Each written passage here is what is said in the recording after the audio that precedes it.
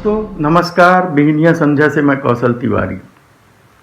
स्वतंत्रता दिवस पर प्रधानमंत्री नरेंद्र मोदी ने लाल किले पर फिर देशवासियों को संबोधित किया। पिछले 7 सालों से लाल किले पर 15 अगस्त को प्रधानमंत्री का यह संबोधन कितना सार्थक है, इस पर बात होनी चाहिए, क्योंकि 2014 को जब प्रधानमंत्री नरेंद्र दामोदर दास मोदी पहली बार देश को संबोधित किए तो लोगों में बेहद उम्मीद थी। उन्होंने भी इस उम्मीद को भरपूर मदद की, भरपूर प्रोत्साहन दिया और घोषणा कर दी कि प्रत्येक सांसद एक एक गांव को गोद में लेंगे और उन्हें आदर्श गांव बनाएंगे। लेकिन 7 साल बीत जाने के बाद उन गांवों का क्या हुआ?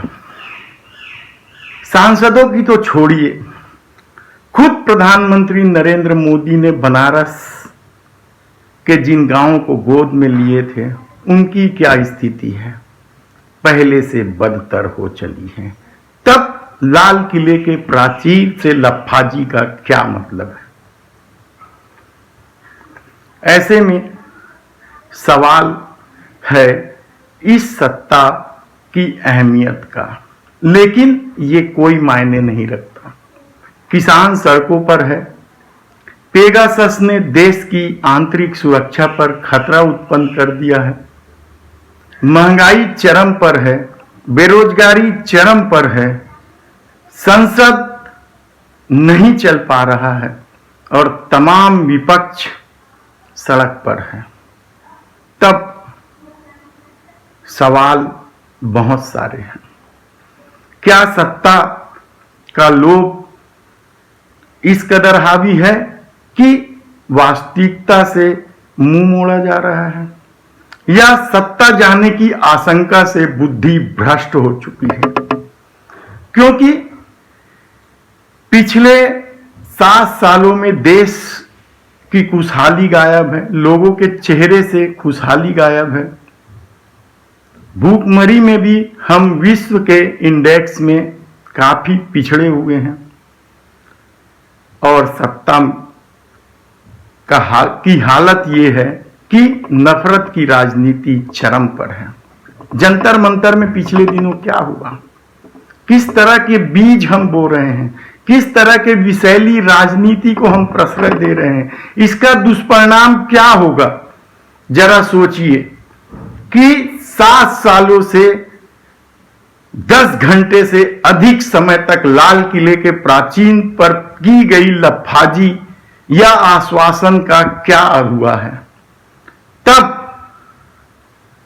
इस सत्ता को बने रहने का कितना अधिकार है? उत्तर प्रदेश में चुनाव है, क्या सत्ता की सारी तैयारी सिर्फ उस चुनाव को जीतने की है, या सत्ता को सिर्फ चुनाव जीतने के लिए काम करना चाहिए? बहुत से सवाल हैं दोस्तों। जरा सोचिए कि लाल किले की प्राचीर,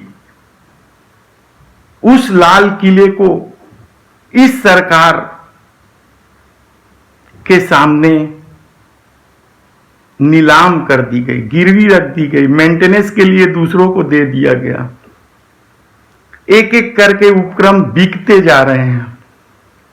बिकने का ये दौर उस हद तक पहुंच गया है कि 67 उपक्रमों में आरएसएस और भाजपा के लोग बैठे हैं और कोई बड़ी बात नहीं है, वो सत्ता की मर्जी से ऐसे प्रस्ताव भेज दे कि उन उपक्रमों को बेचा जा सके। क्या टुकड़ों में हिंदुस्तान नहीं बिक रहा है? तब यदि राहुल गांधी कहते हैं कि देश का प्रधानमंत्री हिंदुस्तान को बेच रहा है, तो जरा सोचिए विश्वास कीजिए कि किस तरीके से हिंदुस्तान को बेचा जा रहा है। ये हम आपको बताएंगे कि एयर इंडिया के एसेट्स कहां कहां थे और उसे किस तरीके से बेचे गए। बैंकों के मर्जर के बाद जब मुख्यालय को किस तरीके से और किसे बेचा गया। हंगामे के बीच 6 कानून निजी क्षेत्रों को फायदा पहुंचाने के लिए किस तरीके से बना दिया गया, पास कर दिया गया। आगे हम इस बारे में चर्चा करेंगे। आज तो सिर्फ इतना ही कि एक ही सवाल है कि क्या आजादी के दिन लाल किले में झूठ और लफाजी किया जाना चाहिए। धन्यवाद।